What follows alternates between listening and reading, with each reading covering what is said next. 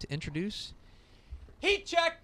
Oh, nice. You have a little thing you're doing. I'm just going to lean back and yell. Well, first of all, I love the phrase heat check. For those who don't know the basketball term of it, it's like whenever you've made like 6 or 7 shots in a row, you throw one up from wherever. Just to see how hot you really are. Because if it goes down, it's like, okay, like you're just the hottest person. I've been working on this project for a while, and originally I was just going to call it like the heat index, and you were mildly insistent that it be the heat check, and eventually I was like, I don't really care, so we'll just call it the heat check. Heat index is fine. We'll probably, go back and forth. But this has a little more flair to maybe it. What we'll do, how about this? We call the actual thing on the site the heat index. Right. But the segment is the heat check.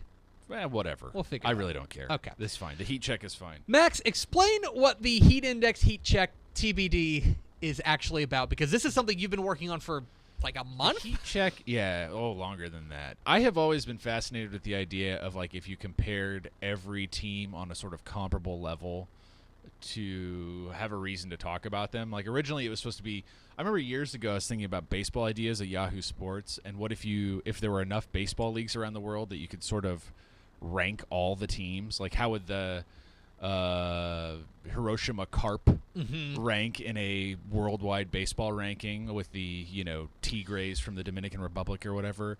So then I started thinking, we have so many good college football teams in Texas that we never get to talk about because we spend so much time focused on the 12 FBS teams, right? And even more time focused on like 5 or 6 FBS teams. And I really wanted an excuse to sort of talk about these really great smaller programs that we have in this state and sort of compare them all at once. So then you have to come up with a means for comparison, right? So I thought, what if we just looked at all these teams, 46 in total, 48, we'll get to those other two. 46 in total, look at their last 12 games.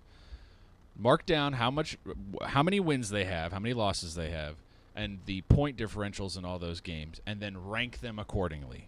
Right, and if you had any tiebreakers, you would go by size or division. That would all be pretty self-explanatory, right? You're going to rank a team higher if they have a higher level of competition, if the point differentials are even, right? And all of a sudden, it was like, okay, well, I just need to sit down and do this. So I spent many hours last weekend finally sitting down and cranking this out. And I think the results are pretty interesting. They are interesting. And we're going to do this every week during the college football season, and we're going to kind of keep you updated. Now, I'm going to put up a graphic now. It doesn't look great on the TV screen because it's so small, but I wanted to fit it all on there so you can sort of see how it looks. You can go to texasfootball.com. Is it? Not yet. Okay. After the show finishes today, it'll be up by 1 p.m. today. It's ready to go. You can look at it. It's texasfootball.com/heatcheck, I think. Okay. texasfootball.com/heatcheck. You'll see this. You can go through the graphic itself, but here's sort of what it looks like from a larger view. And it's pretty cool because you can sort of see the green, which is good, fading into the red, which is very, very bad. Yes. But I thought for each Wednesday on the show, we'll at least talk about the top 5 and bottom 5. Yes.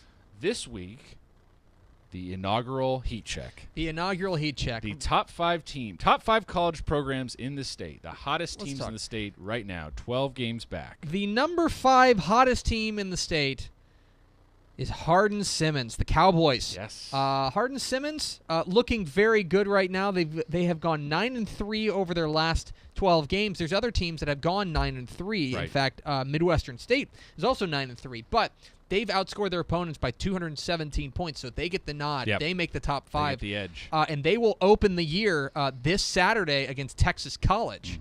So keep an eye on them. Judging by where Texas College is ranked, Hardin-Simmons looking to stay in the top 5. Probably the favorite there. Hardin-Simmons number 5. Number 4, the A&M Commerce Lions. Yeah. Of course, they're coming off of that really dramatic defensive win over number 6 North Alabama. I think they're number 3 now in the Division II rankings. That sounds about right. Yep. We've been talking about how Coach Colby Carthel, Texas Football Today's own Colby Carthel, has been his Lions are maybe the best chance, or at least one of the 2 or 3 best chances for Texas to bring home a national championship. They are outstanding this year, and so A&M Commerce off to a great start. And by the way, they are 10-2 in their last 12 games. Number 3, a team you should probably get used to near the top of these rankings. Right.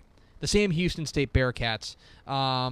They are 1-0 this year after their game got moved around. They were supposed to open Friday, but then Hurricane Harvey interrupted them. They ended up playing. This game got moved to Baylor last week, and they end up beating Richmond 48-34 or 48-43 rather, in a very interesting matchup. Jeremiah Briscoe threw for 411 yards and 4 touchdowns and had a 41-yard scoring run. It was an outstanding game. And Sam Houston State, the number 3 hottest team in the state of Texas. So who could be hotter than Sam Houston State? Boy, I will say the funniest part about this, this is the most surprising team. And Matt Stepp, Dave Campbell's own, is very excited as he is a former number 2 alumnus. He's not. You're always an alumnus, my friend. Okay. How about the Trinity Valley Cardinals? Why not, right? The number 4 team in junior colleges across the nation.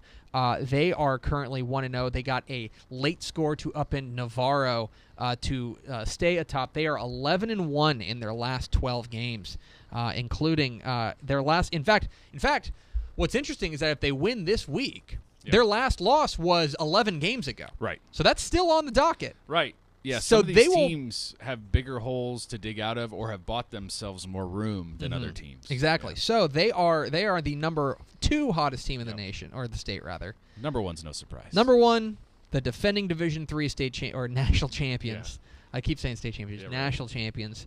It's the Mary Hardin Baylor Crew. They're 12-0 in their last 12 games because, of course, they were the national champions last year. They will open the year Saturday at home against Sul Ross. Sul Ross making the trip from Alpine. Sul Ross playing well. They're up there in the rankings. Sul Ross. If you're interested, you can see the whole thing at TexasFootball.com/heatcheck and see where your team ranks. Yeah. I will tell you that the bottom 5. The bottom 5. First of all, we need to talk about there are 2 teams that are kind of outliers. Fair enough. One is Texas Wesleyan, who is just launching their program. They've only played one game. A little unfair. It did not go great, but they've only played one game. The other one is Texas A&T, which has actually changed names a few times. They're a bit of an odd duck. If anyone has their full schedule and results from the last 12 games, I would love them. I only have their most recent one because they played a team on the heat check list, and I have that score. Correct. I would love to have A&T's full schedule. Maybe they wouldn't be in last place. I have no idea, but I can't find it. But so the bottom, I'll go with the bottom 3 coldest teams in the state. We start with UT Permian Basin, again a program that's in its infancy. They lost their opener to Sul Ross last week, 47-22. They are 2-10 in their last 12.